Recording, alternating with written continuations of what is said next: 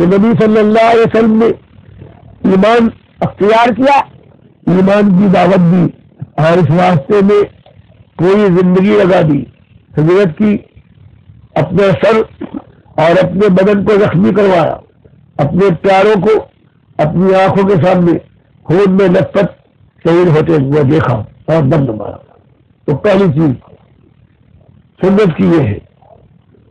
اور آج جو ان سے محبت کا دعویٰ کرتے ہیں ان کا کہنا یہ ہے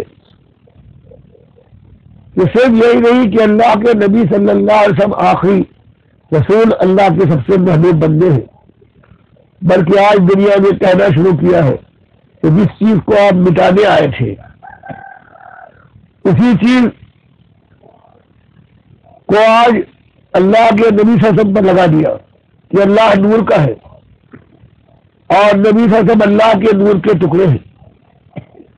مالک فرماتا ہے لیس کمثلہ شیء، تو میری تو کوئی مثال نہیں ہے۔ وجعل الظلمات والنور، اور اللہ نے تو جہاں تاریکی پیدا کی ہے وہاں نور کو بھی پیدا کیا، یہ مخلوق ہے۔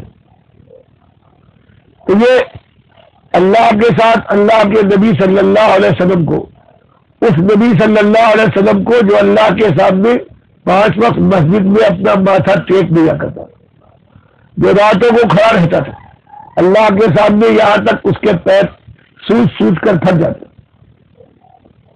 اس کو اللہ کی ذات کا ٹکڑا بنا دیا۔ جیسے یہودیوں نے، عیسائیوں اور عربوں نے اللہ کے بیٹے اور بیٹیاں بنائی تھی، تو آج امت نے یہی کیا، اور پھر یہ چندرا کر کہتی ہے کہ ہم اپنے نبی سے محبت کرتے ہیں، محمد صلی اللہ علیہ وسلم کو اپنا نبی مانتے ہیں اور اللہ پر ایمان ہے۔ میرے بھائیوں، یہ ایمان نہیں، یہ شرک ہے۔ اللہ قرآن میں فرماتا ہے اگر تم نے میرے بیٹے اور بیٹیاں بنائی ہیں تو ایسا تم نے جرم کیا ہے کہ آسمان تم پر پھٹ پڑے، زمین تمہیں لے کر شک ہونے کے بعد اپنے اندر تم کو دفن کر لے، اور پہاڑ ریزہ ریزہ ہو کر ٹوٹ پڑے، تو یہ بڑی عزت ہے۔ اسی طرح سے اللہ کے نبی صلی اللہ علیہ وسلم نے اعلان کیا کہ مجھے علم نہیں ہے، کوئی نہیں جانتا علم غیب تو اللہ کا ہے، اور کہا کہہ دیجیے قل لا یعلم من فی السماوات والارض الغیب الا اللہ وما یشعرون ایان یبعثون، کہ چھپی ہوئی بات تو سوائے اللہ کے کوئی نہیں جانتا۔ اور رہے یہ مردے جن کو پکارتے ہو، ان کو تو اپنی خبر نہیں ہے کہ قبروں سے کب زندہ کر کے اللہ ان کو قیامت کے دن اٹھائے گا۔ فرمایا یہ اعلان کر دیے لو کنت عالم الغیب لاستکثرت من الخیر وما مسنی السوء، کہ میرا حال بھی یہی ہے کہ اگر میں چھپی ہوئی کل کی بات کو جانتا تو بس دفعہ فائدہ ہی فائدہ، خیر ہی خیر جمع کرتا، اور مجھے کوئی مشکل پیش نہ آتی، کوئی تکلیف نہ پہنچتی۔ حالانکہ لوگ مجھے دھوکہ دیتے ہیں، میرے 70 صحابہ کو لے جاتے ہیں اور شہید کروا لیتے ہیں۔ کتنی باتیں ہیں جو میرے سامنے آتی اور کوئی نہیں جاتا، دیکھ لو فرشتوں کے سامنے جن کو اربوں تم پوچھتے ہو۔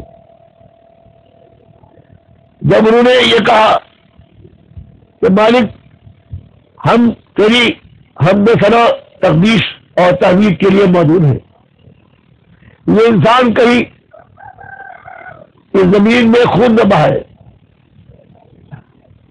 تو اللہ نے کہا اچھا تمہارے علم کا ایسی بڑی بات کہتے ہو، تو اللہ نے کچھ چیزیں لانے کے بعد ان کے سامنے رکھ دی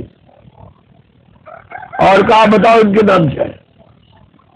قالوا لا علم لنا الا ما علمتنا، کہ مالک جتنی تو نے تعلیم ہمیں دے دی وہ تو ہمارے پاس ہے، لیکن ان چیزوں کا نام ہمیں معلوم نہیں۔ فرمایا جن کا عالم یہ ہو اپنے سامنے چیزیں رکھے ہوئے پاتے ہیں اور نام تک نہیں جانتے. ان کو تم پکارتے ہو کہ یا منات بابا اغثنی، ہماری فریاد رسی کرو، یا لات ہمارے غوث بن جاؤ.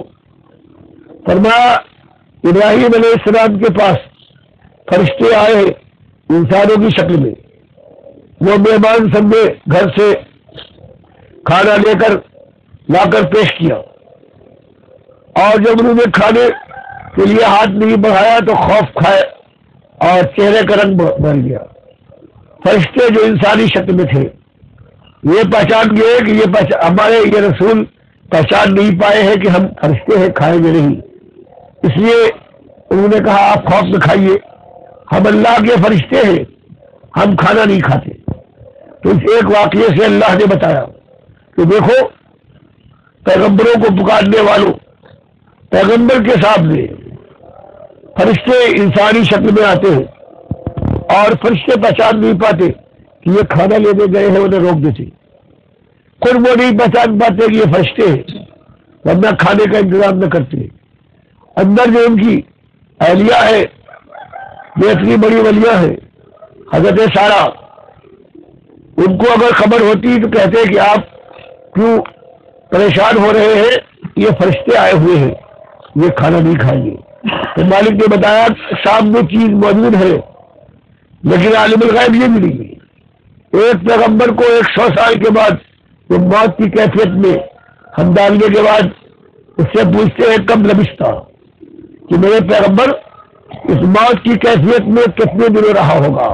وہ جواب دیتا ہے لبثت یوما او بعض یوم، مالک ایک دن یا ایک دن سے بھی کم. تو فرمایا جو اس طرح سے موت والا ہے وہ کیا تمہاری خبریں معلوم کرے گا، تمہاری پکاروں کو، تمہاری ند و نیاز کو، تمہارے چڑھاوے کو، تمہاری بندگی کو کیا سنے گا اور کیا تمہاری بگڑی بنائے گا. اس کو تو خود اپنی خبر نہیں ہوتی. اصحاب کہف کے 309 سال کے بعد اللہ نے اٹھایا، آپس میں دو گروہ بن گئے، آپس میں کہتے تھے بھائیوں کتنے دنوں ہم سوئے ہوں گے ان غاروں میں. ایک پارٹی نے کہا ایک دن لگا ہوگا، یا دوسری پارٹی نے کہا کہ اس سے بھی کم. تو فرمایا میں ولی اگر سو بھی جائے تو نہیں جانتا، اور دنیا والوں جو مر جاتے ہیں تم ان کے متعلق یہ عقیدہ رکھتے ہو کہ وہ جانتے ہیں اگر ان کی قبر کے اوپر کوئی چڑیا بیٹھ جائے تو بتا سکتے ہیں یہ نر ہے یا مادہ ہے. تو بتایا کہ کچھ ہوش کے ناخن لو اللہ کے بندو، اپنی زندگی کو اپنے ایمان کو برباد نہ کرو. اسی طرح سے کہا یہ مال و دولت، یہ جسم جان، یہ اللہ کی امانت ہے، اس کو اللہ کے سامنے جھکاؤ.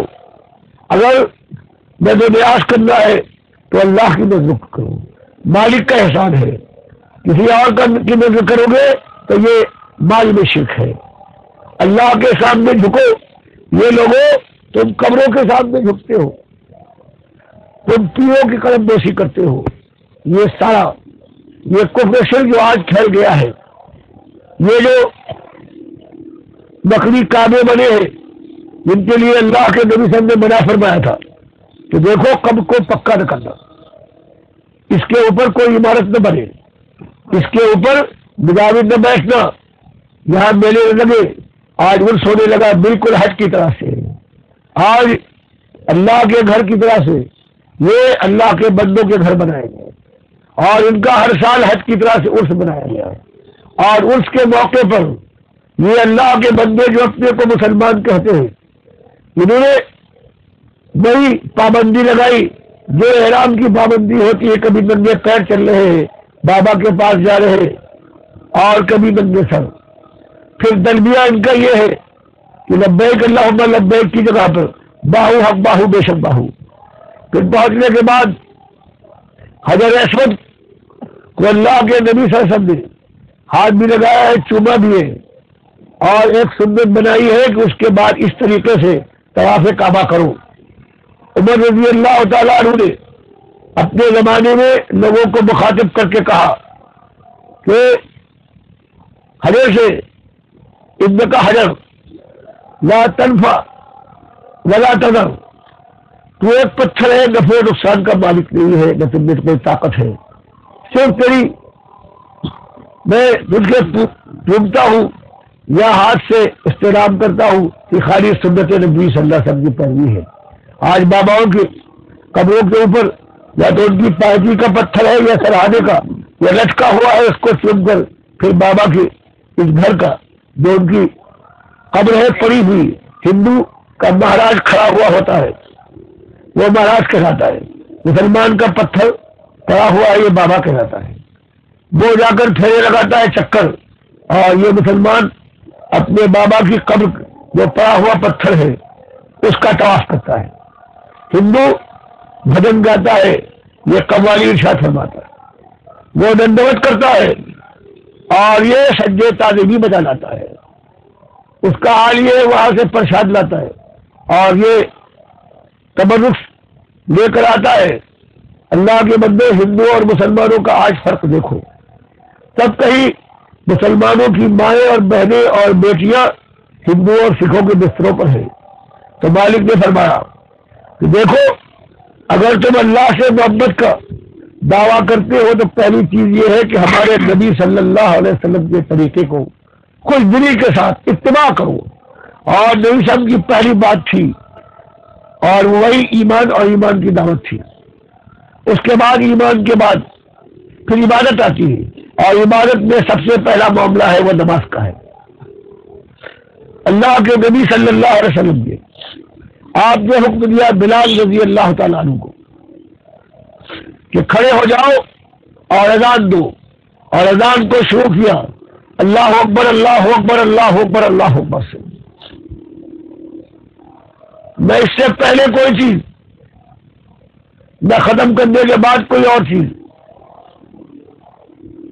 اور یہی اذان تھی جو رمضان میں مسجد نبوی کے مؤذن تھے عبداللہ ابن ام مکتوم جو نابینا تھے، یہی اذان تھی ابو محذورہ رضی اللہ تعالیٰ عنہ کی جو مکے میں فتح مکہ کے دن اللہ کے نبی صلی اللہ علیہ وسلم نے ان کو خانہ کعبہ کا مؤذن بنایا تھا۔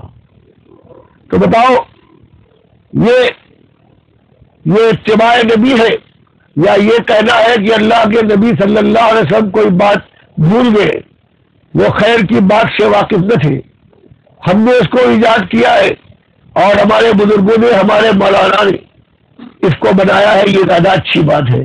تو خود سوچو اللہ کے نبی صاحب اگر ناقص علم والے تھے اور صحابہ کرام کا شوق یہ کم تھا اور وہ درود سلام نہیں پڑھتے تھے، کم پڑھتے تھے، تو یہ کیسا ان کے اوپر اعتراض ہے؟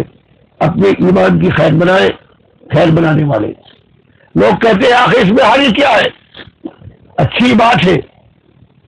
تو سنو، ترمذی کی روایت ہے عبداللہ ابن عمر رضی اللہ تعالیٰ عنہ کے پاس ایک صاحب بیٹھے ہیں، ان کو چھینک آئی، انہوں نے کہا الحمدللہ والسلام علی رسول اللہ، کہ الحمدللہ اور سلام ہو محمد صلی اللہ علیہ وسلم پر۔ عبداللہ ابن عمر رضی اللہ تعالیٰ عنہ کو غصہ آیا اور کہا کہ اس کے آگے اور بھی کہے کہ اللہ ابھی کا امی کا، یہ بھی کہے کہ میری ماں اور باپ پر بھی سلام۔ تو وہ گھبرا گئے اور کہا کہ شیخ مجھ سے غلطی کیا ہوئی؟ انہوں نے کہا کہ ہم اللہ کے نبی صلی اللہ علیہ وسلم کے زمانے میں اگر چھینک آ جائے تو ہمیں بتایا گیا تھا کہ الحمدللہ کہو، ہم کہتے تھے، باقی سلام جو موقع ہے نمازوں کے اندر اور جتنے مواقع ہیں وہاں ہم اللہ کے نبی سب پر بھی سلامتی کی دعائیں کرتے تھے، سلام بھیجتے تھے۔ تو تمہاری جو چیز اللہ کے نبی صلی اللہ علیہ وسلم نے نہیں بتائی ہے جہاں پر، وہاں تم نے اسے رکھا ہے، تم بدعتی ہو اگر نہ سمجھ ہو، اگر اس کو اچھا کہتے ہو تو کافر ہو، کیونکہ اللہ کے نبی صلی اللہ علیہ وسلم کو تم اپنے سے کم سمجھتے ہو۔ تو اسی طرح سے اللہ کے نبی صلی اللہ علیہ وسلم کا یہ معاملہ ہے کہ عید اور بقرعید میں نمازیں ہوتی ہیں لیکن آپ نے اس کے اندر نہ اذان دلوائی ہے اور نہ تکبیر۔ تو آج اگر کوئی اذان دلوائے اور تکبیر پڑھائے تو آپ کہیں گے کہ یہ بدعتی ہے. پوچھا جائے کیوں؟ یہی جواب ملے گا کہ اللہ کے نبی صلی اللہ علیہ وسلم نے عید اور بقرعید کی اذان دلوائی ہے اور بے تکبیر. تو جب یہ آپ کہتے ہیں تو یہی چیز یہاں پہ رکھ کر سوچیے، غور کیجیے کہ جب اللہ کے نبی صلی اللہ علیہ وسلم نے اذان کے اندر جو آج ہو رہا ہے اس کا حکم نہیں دیا، آج جو کر رہے ہیں وہ بدعتی اور گناہگار ہے، اور اگر یہ سمجھے کہ یہ اچھی بات ہے تو کافر ہے. تو میرے بھائیوں، آج جو دنیا میں بربادی آئی ہے اور جو آخرت کا ڈراوا اللہ نے دیا تھا وہ آگ کا جو سیلاب ہوگا، جو دریا امڈے گا، جس کے لیے مالک فرماتا ہے کہ انا اعتدنا للظالمین نارا احاط بهم سرادقها، کہ آگ کی ایک چنگاری تمہارے بدن سے چھو جائے تو چیخ پڑتے ہو. لیکن اگر تم نے یہ عمل کیا، یہ کفر و شرک، یہ بدعت، تو اس کے بعد یہ آگ ایسی ہے چادروں اور کناتوں کی طرح سے تمہیں گھیر لے گی، اور تمہارا کلیجہ جب جل اٹھے گا اور فریاد کرو گے یہ سلیس لغاس بائن کلمہ، تو فریاد ایسی ہوگی ایسے پانی سے جیسے تانبے کو گرم کرو، اتنا ابالو کہ رقیق بننے کے بعد وہ ابلنے لگے، وہ پلایا جائے گا. یشفی الوجوہ، چہروں کو بھون ڈالے گا. بیس الشراب وساعت مرتفقہ، کیسا یہ برا مشروب ہے، وساعت مرتفقہ، اور کیسا برا ہے یہ پذیرائی کا انداز. اللہ کے بندو ڈرو، بہرحال بندہ ہے، اور بندے کے بعد یہ آگ ایسی چیز ہے کہ اس سے بچاؤ اپنی جان کو، اپنے بال بچوں کو. تو میرے بھائیوں غور کرو کہ دیکھو ساری چیزیں ہم نے ہندوؤں سے لے لی ہے، ان کے ساتھ رہے ہیں. ہندوؤں کے یہاں دیکھتے ہو کہ دیوالی ہوتی ہے، چراغاں کرتے ہو. ہم نے بھی وہ جھوٹی روایتوں سے جو رافضیوں اور شیعوں کی بنائی ہوئی ہے، اس کو شب برات کہتے ہیں، یعنی ہم صحابہ کے ایمان سے ان کو وہ کہتے ہیں سوائے 3 کے سارے مرتد ہو گئے تھے. تو شب برات نہیں خوشی کی، بلکہ شب برات کہتے ہیں کہ صحابہ سے اور دین حق سے ہمارا اعلان برات ہے. جھوٹی روایتیں بنائی ہیں انہوں نے، ایک روایت بھی نہیں ہے. اور اس طرح سے دیوالی انہوں نے بنائی ہے، چراغاں ہوتا ہے. آج مسلمان بھی پٹاخے چھوڑتا ہے اور چراغاں کرتا ہے. اسی طرح سے عاشورہ بنایا گیا ہے.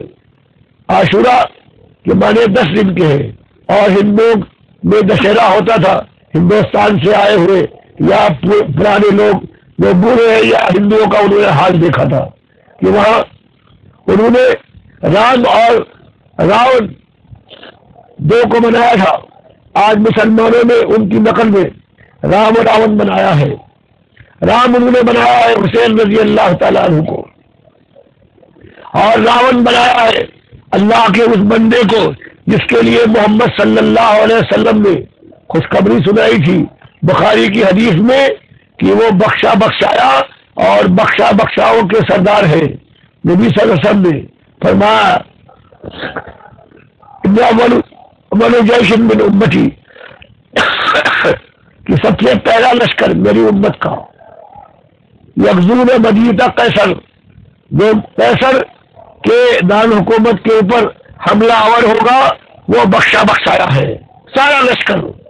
اور بخاری لائے کہ صرف یہ یزید ابن معاویہ رحمۃ اللہ علیہ یہ صرف بخشے بخشائے نہیں ہے، بلکہ یہ سالار اعلیٰ تھے، بخشے بخشاؤں کے سردار تھے. میرے بھائیوں، اللہ کے نبی صلی اللہ علیہ وسلم کی بات جو آتی ہے یہ نجومی کی بات نہیں ہے، یہ رسول صلی اللہ علیہ وسلم کی بات ہے. اللہ فرماتا ہے یہ ہمارے ہوں اور ہمارے وحی سے کوئی بات بتاتا ہے. تو اللہ نے تو یزید رحمۃ اللہ علیہ کو اپنے نبی صلی اللہ علیہ وسلم کی زبان سے بخشے بخشاؤں کا سردار بنایا، اور آج ان کے اوپر گالیاں پڑتی ہیں. آج یہ 10 تاریخ وہی رام اور راون کا کھیل کھیلا جاتا ہے. بتاؤ اللہ کے نبی صلی اللہ علیہ وسلم کا یہ انکار نہیں ہے، اور شوق سے اس کو مانتے ہو، اور پھر اس کے بعد حسن حسین کا شربت یہ غیر اللہ ہے، اس کا پینا حرام، اس کا بنانے والا مشرک. 4 جگہ قرآن میں بیان کیا گیا ہے کہ غیر اللہ کی نظر نیاز کا کھانا ہے یہ سور کے گوشت سے زیادہ نجس اور حرام ہے۔ میرے بھائیوں، منو سلوا سمجھ کر، شیر مادر سمجھ کر آج یہ امت سارا کفر، شرک اور یہ سب کچھ کر رہی ہے کہ اللہ باز آ جاؤ، اپنی جوانی پر رحم کرو، اپنے بال بچوں پر ترس کھاؤ، یہ تمہاری جان ہے، اس کو بھی سردی اور گرمی سے بچاتے ہو، اور اسی طرح سے اپنے بچوں کے لیے اپنے خون کو پسینہ بہا دیتے ہو کر کے بہا دیتے ہو۔ میرے قوم کے لوگوں، پلٹو توبہ کرو اور اللہ کو اکیلا ماننے کے بعد اللہ کے نبی صلی اللہ علیہ وسلم کو اپنا رہنما، اپنی آنکھوں کا تارا بناؤ، اور یہ اللہ کو سر کا تاج بناؤ۔ جو انہوں نے کیا ہے وہ کرو۔ اللہ کو انہوں نے ایک مانا، دعوت دی، چوٹیں لگی، میدان میں اترے، یہ کام کرو، لیکن ان کو پکارنا، ان کو اللہ کے نام دینا کہ یہ مشکل کشا ہے، یہ دستگیر ہے، یہ ان کے ساتھ دشمنی ہے۔ مالک فرماتا ہے آج تم میرے اولیاء اور انبیاء کے ساتھ دشمنی کر لو، ان کو خبر نہیں ہے، لیکن ایک دن آنے والا ہے کہ وَمَنْ أَضَلُّ مِمَّن يَدْعُو مِن دُونِ اللَّهِ مَن لَّا يَسْتَجِيبُ لَهُ إِلَىٰ يَوْمِ الْقِيَامَةِ وَهُمْ عَن دُعَائِهِمْ غَافِلُونَ۔ آج یا رسول کے نعرے لگا لو، آج ہندوؤں کی جنم اشٹمی کی طرح سے میلاد النبی منا لو۔ اللہ کے بندو، دیکھو میلاد کا جو تم نے یہ تیسری عید نکالی ہے اللہ اور اس کے رسول صلی اللہ علیہ وسلم نے، تو عید فطر اور عید الاضحیٰ 2 عیدیں مقرر کی، اور دن منانے، ولادت کا دن منانے کے اوپر عمر بن خطاب رضی اللہ تعالیٰ عنہ نے ایسی ناراضگی کا اظہار کیا ہے کہ ابو موسیٰ اشعری رضی اللہ تعالیٰ عنہ کوفے کے گورنر ہیں، وہ اپنی پریشانی عمر بن خطاب رضی اللہ تعالیٰ عنہ کے پاس لکھ کر بھیجتے ہیں کہ ہم کوئی حکم دیتے ہیں، کوئی عمل ہوتا ہے، تاریخ لکھتے ہیں، لیکن کوئی سن نہیں ہے کون سا سن اختیار کرے۔ ہم لکھیں کہ رمضان میں ایسا ہوا تھا، کتنے سال پہلے ہوا ہے، یہ جب تک کوئی سن نہ ہو تو ہم کیسے بنائیں؟ حضرت عمر نے کہا بالکل صحیح کہتے ہیں، اپنی شورا کو جمع کیا اور ان سے دریافت کیا کہ اس میں رائے دو کہ سن ہونا چاہیے، تو سب نے مختلف رائے دی۔ ایک صاحب نے رائے دی کہ حضرت عیسیٰ کی پیدائش سے جیسے سن بنایا گیا عیسوی، اگر ایسے ہی آپ نبی صاحب کی پیدائش سے، ولادت سے، آپ مولود سے سن مقرر کرے۔ یہ سننے کے بعد جوش میں آ کر کہ لوگوں اب تم مجھے یہ مشورہ دیتے ہو کہ میں یہودیوں اور عیسائیوں کی روش کو اختیار کروں، ہرگز یہ کام نہ کروں گا، اس لیے میرا فیصلہ ہے کہ یہ فلیت کے کو میں سن کی ابتدا بناؤں گا۔ تو وہ اللہ کا بندہ جس نے اللہ کے لیے اپنی جان لگا دی، اس کا انداز دیکھو۔ اور آج ہندوؤں کی طرح سے جو نمستی بنائی جاتی ہے، اگر یہ اچھا کام ہوتا تو صحابہ ابوبکر صدیق رضی اللہ تعالیٰ عنہ کرتے، حضرت عمر کرتے، عثمان رضی اللہ تعالیٰ عنہ، سارے صحابہ کرتے۔ یہ تو 600 برس کے بعد اربل کا بادشاہ ہے، مشرک اور کافر، اس نے یہ ایجاد کیا ہے 600 برس کے بعد اربل میں، اور اس کو پھر امت نے قبول کر لیا۔ جب ایمان ختم ہو گیا تو یہی تماشے ہیں، یہی ناچ و رنگ ہے، یہی ڈھول ہے، اور اسی کے اندر یہ نظر نیاز کی جاتی ہے اللہ کے نبی صلی اللہ علیہ وسلم کی، اور جلوس نکلتا ہے۔ اور اسی طرح سے جیسے ہندو نکالتے ہیں یا محرم کے جلوس نکلتے ہیں، وہی انداز ہوتا ہے کہ مائیں اور بہنیں آپس میں نکلنے کے بعد مردوں کے ساتھ گٹمٹ ہوتی ہے، اور اس طرح سے ایمان کے ساتھ ساتھ یہ آبرو میں برباد ہو جاتی ہے۔